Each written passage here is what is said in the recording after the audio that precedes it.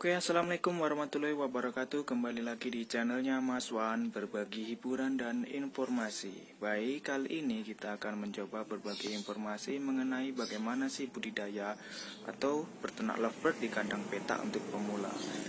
Pengalaman saya pribadi tentang membudidayakan burung lovebird di kandang petak seperti ini. Dan apa-apa saja sih yang kita butuhkan untuk memulai berternak lovebird di kandang petak seperti ini, tetapi tetap bisa memproduksi anakan atau bisa sukses berproduksi. Oke, jangan kemana-mana, tetap di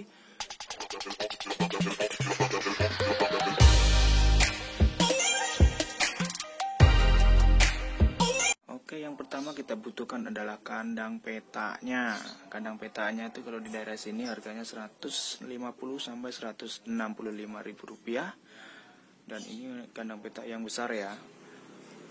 Di sini saya ada memakai kandang petak yang besar 3 buah dan kandang petak sedang 1. Yang kedua, kita harus siapkan glodoknya. Glodoknya ini kita bisa beli atau bisa kita bikin sendiri, tetapi dengan material kayu yang jangan yang lunak, tetapi harus memakai kayu yang keras supaya tidak digigit-gigit.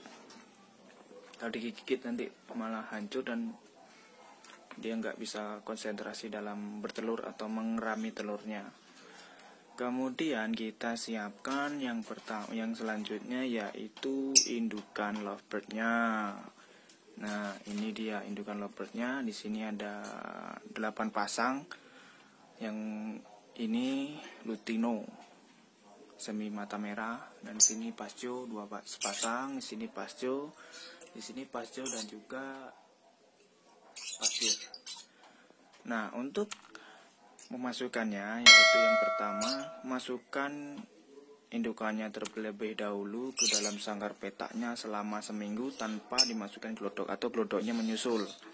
Karena apa? Yang pertama, untuk menyesuaikan kondisi lingkungan di sekitar kandang tersebut, karena lovebird-nya kan baru masuk kandang ya, supaya dia menyesuaikan dulu. Setelah seminggu baru kita masukkan glodoknya. Kemudian kita isi glodoknya itu dengan pasir. Tujuannya apa? Supaya nanti itu kalau bertelur atau dia pasti akan mengeram, dia akan mengeluarkan kotoran, tidak bau kan, dapat diminimalisir oleh pasir tersebut, tapi harus memakai pasir yang halus. Kemudian saya di sini juga menggunakan daun atau bungkus jagung, kulit jagung yang sudah dikeringkan, kemudian disuir-suir atau dipotong-potong kecil, kemudian dimasukkan ke dalam glodok, tapi tidak semuanya dimasukkan, melainkan sebagian diserakkan di kandangnya. Supaya apa? Supaya nanti dia indukannya sendiri atau jantannya dia akan memasukkan kulit atau untuk sarangnya tersebut itu sudah menjadi naluri seekor burung. Maka dia akan berusaha membuat sarangnya seperti di alam liar. Nah, tujuannya apa? Yang pertama, memberikan rasa hangat ke dalam glodoknya itu supaya tetap pada saat mengerami telur itu bisa cepat menetas dan tidak rusak. Dan kenapa saya tidak menggunakan serbuk kayu? Yang pertama, berdasarkan pengalaman saya sebelumnya, menggunakan serbuk kayu itu waktu menetas, itu serbuk kayu yang terlalu kecil itu akan dimakan oleh anakannya. Dikira mungkin makanan atau kenapa nggak tahu. Yang jelas kemarin pernah memakai serbuk kayu atau bekas pasahan kayu yang lembut itu, ternyata malah meninggal atau tewas dia karena dimakan. Dikiranya mungkin makanan. Makanya saya ganti dengan pasir dan kemudian di atasnya ditambahin dengan sarutan kulit jagung. Nah, selanjutnya pemberian makan di sini yang paling penting saat menggunakan kandang petak seperti ini yaitu persediaan makanan harus tersedia sebanyak mungkin atau ready stock. Nah, bahasa gaulnya ready stock. Jangan sampai kehabisan makanannya, karena kalau sampai kehabisan makanan dia nanti nggak mau meloloh sendiri. Dan perlu saya kasih tahu, di peternakan saya ini tidak pernah meloloh sendiri saya, melainkan anakan itu diloloh sama indukannya sendiri sampai umur kurang lebih 58 hari. Di sini untuk pakan saya menggunakan millet putih, tapi ada yang dibeli warung, saya lupa mereknya, yaitu yang mengandung berbagai jenis vitamin, dan itu sudah diracik khusus untuk lovebird untuk di peternakan. Kemudian untuk sayurnya itu saya mempunyai tip yang untuk pemula yang baru saja memasukkan birdnya ke dalam kandang. Itu saya dalam sebulan itu saya rajin mengasih sayur kangkung, tapi dengan cara dicincang seperti ini, kemudian diletakkan di dalam tempat makannya. Supaya apa? Supaya bersih kandangnya, karena kalau di utuhan maka nanti akan kotor kandangnya dan juga nanti mengurangi rasa nyaman pada lovebird tersebut.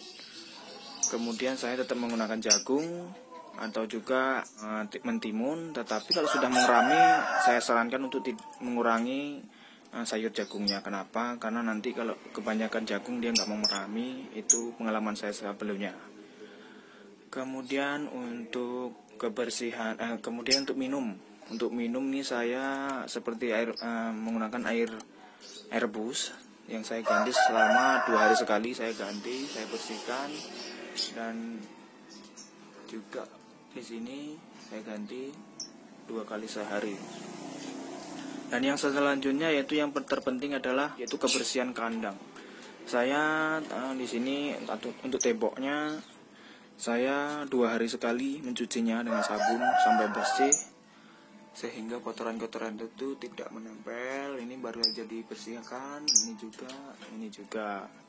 Supaya apa? Supaya nyaman dan tidak banyak bakteri, sehingga tidak mengundang virus atau penyakit, sehingga burung tersebut bisa nyaman bertelur dan berproduksi, sukses dalam berproduksinya.